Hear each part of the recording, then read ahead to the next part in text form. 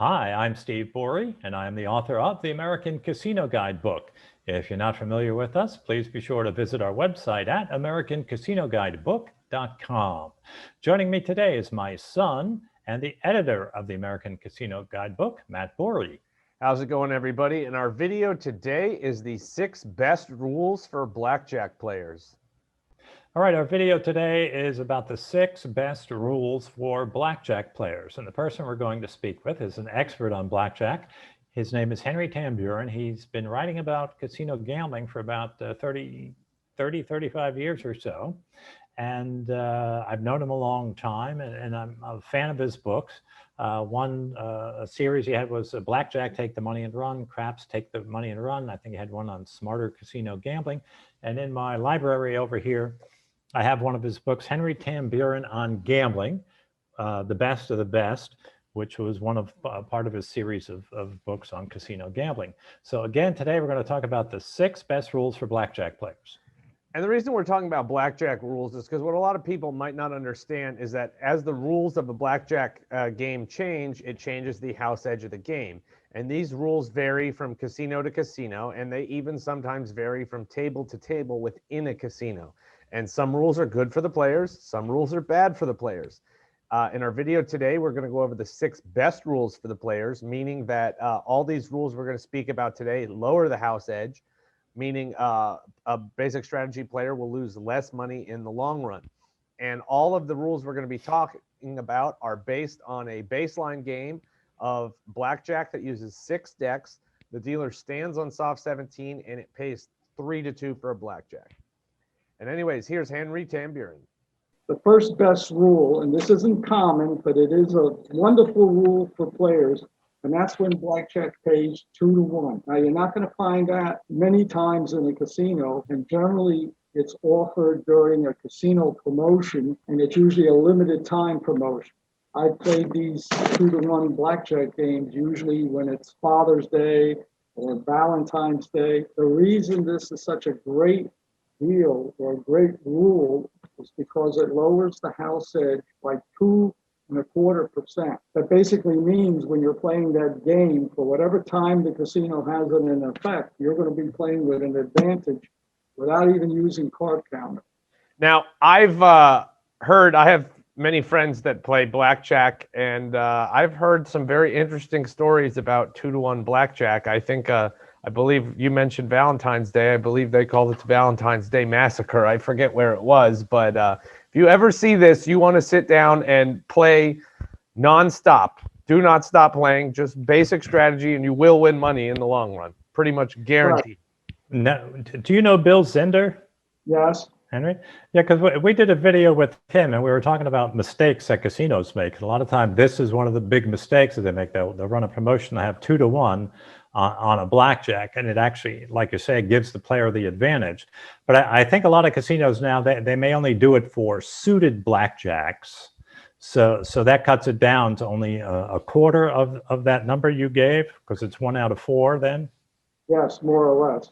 Mm-hmm. But believe it or not, last year there was a casino promotion in Mississippi where they went out with 2-for-1 or 2-1, and you'd be surprised how many professional blackjack players as well as recreational players will get on that game. And I can tell you a lot of the pros will actually pay a player who's sitting there waiting for this promotion to start and say, look, I'll give you a couple $100 if you give me your seat. Mm-hmm. It's a very valuable promotion. And you can find these things from your local casino. If you look in your mailers or their websites, they'll usually promote this. So this is really a good deal. And if you find out about it, you want to try and take advantage of it. Okay, good. The second best rule, and this isn't so common in the U.S. anymore, but it certainly is common in casinos overseas, and this is early surrender. Now, the surrender rule in blackjack, you won't find it on every game. Usually it's on multi-deck games.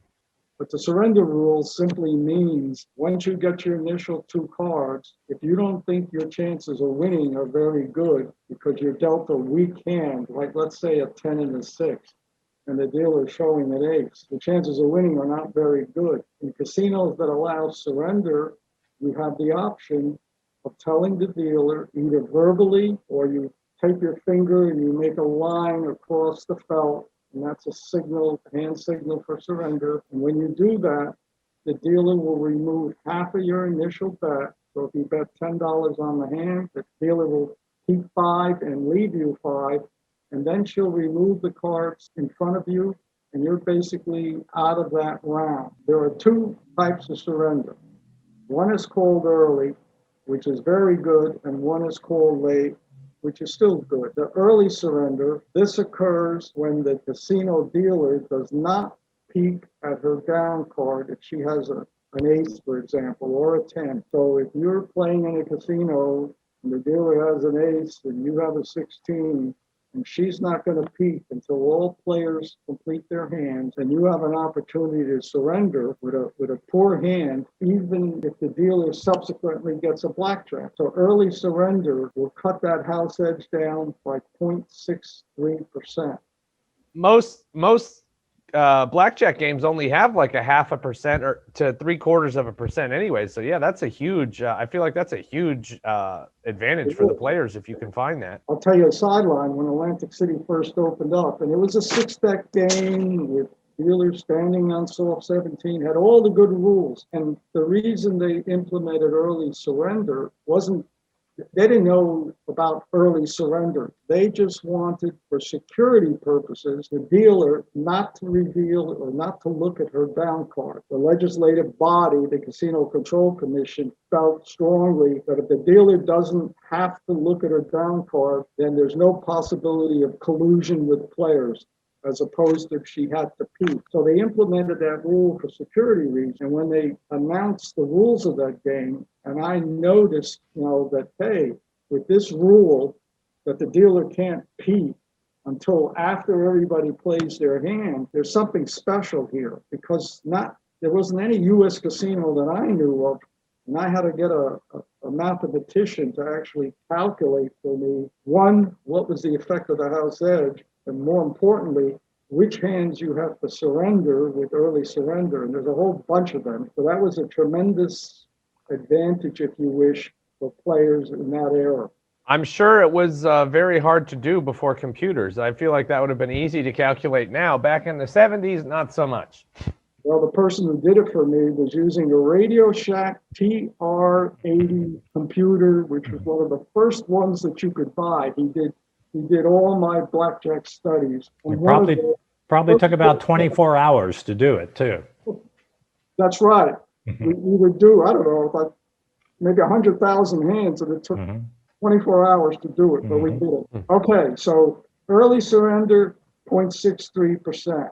Late surrender, which is what you'll find in the U.S. casinos that offer surrender, that occurs that you can surrender your hand, but only after the dealer peeks at her down card. So that's not as valuable as early surrender. So we said early surrender is 0.63, late surrender is 0.07. But even a small amount like 0.07, if you start adding up all of these favorable rules, you can see how you can get it down to 0.5% or less. The next best rule is a single deck game. Now, a lot of people don't consider that a rule, and you're probably right. It's a condition of the game. But I look at the number of decks that are being used in a blackjack game as part of the overall rules. As a general rule, if you go from a 6-deck game to, say, a double-deck game, if all the other rules are more or less comparable, you're going to reduce the house edge. And if you go down to a single-deck game, it's going to be reduced even more. But again, you have to factor in the other rules. But if you look at apples to apples, our base game, the 6-deck base game to the single deck, you can reduce it down about 0.58%. But most single deck games aren't going to allow the dealer to stand on soft 17. That's too good a game. So if you go to a single deck game, it'll have where the dealer has to hit soft 17. And even that game, the house edge compared to our base game, you're going to reduce the house edge by 0.35%. Now, I gotta say though, all these people are going to say, oh, single deck blackjack. Let me go run into the casino and look for that. I'm going to say, on top of hitting soft 17, I would say a vast majority of the single deck games are also going to short you on the blackjack and only pay 6 to 5 instead of 3 to 2, or even, God forbid, even money. So if you see a single deck game, don't go running to it. Make sure you check the other rules, like Henry said, because those games can get pretty ugly. Yes. If you take the time and watch my video on the 6 worst blackjack rules, you'll see what rule number 1 is, and that is exactly what Matt said, that you want to avoid 6 to 5 games and those that even pay even money, which you'll find in party pits. So take a look at my 6 worst blackjack game video. Okay, let's get back. The next best rule for a player is the implementation of doubling after pair splitting. An example, suppose you're dealt a pair of 2s and the dealer has a 6. You split your 2s, the dealer gives you a 9 on your first 2. Now you're sitting there with an 11. You want to be able to double down on that 11. If the casino allows it, that's good. If the casino does not allow you to double down on that 11, then your next best strategy is to hit it. But by not allowing you to double down after pair splitting, it costs you 0.14%. By having it, it'll decrease that house edge by 1.14%. So that's an important rule, and you want to make sure that it's in there in that set of rules that you're going to be playing. And generally, if you look at the little placard that sits on the table, they generally will have a summary of the rules, and if you don't know, ask the dealer. You want to make sure. That's another thing we should point out here is a lot of people don't know. If you sit at a table and you don't know the rules, just ask the dealer. The dealer, I think they have to tell you. They're always going to tell you. You just sit down, hey, can I double after split? Or, hey, can I surrender? Just no harm in asking. That's a good point. And I'm going to jump in here, Henry. We're talking about double after split. So the casino will let you split any pair when they have this rule in effect. And if you had a 10 card, say you had a 10 and a jack, that's considered 2 10 cards, and you can split your 10s. But is it advisable for anyone to split 10s? And if so, when would you want to do it? No. When you have 2 picture cards or 2 cards that total 20, you never want to split them. And I can't tell you how many players in my lifetime I've seen split 10s when the dealer shows a 6. That is a horrible play. The only time you should split 10s is if you're a card counter. And even that play will draw attention because not many people split 10s. And I can tell you, people always ask me, how does the casino know that you're card counting? All the pitfalls has to do is to watch a player betting a certain amount, and all of a sudden he gets a pair of 10s, and he's got a big bet out. And when he does that, he'll split them. And that rings a bell in the casino manager's office and surveillance that, hey, we better watch this player. He's either a very smart player or he's not too smart. And he's just a player that is clueless about playing strategy. So if you're not card counting, you don't want to split a pair of 10. Never. There's only 2 people. There's only 2 people that split 10s, card counters and idiots. Okay, the next one this is a good one, re-splitting aces. If you're playing in a casino, the standard rule is if you get a pair of aces, you can split them. Now what happens if your draw card to one of the ace is another ace? If a casino won't allow you to re-split, that's a horrible situation. Now you're stuck with an ace and an ace, which totaled 12. So you want to make sure, as a good rule, that the casino allows you to re-split aces. So in my example, if you have a pair of aces and you split them, and you get another ace, you can re-split and play 3 hands.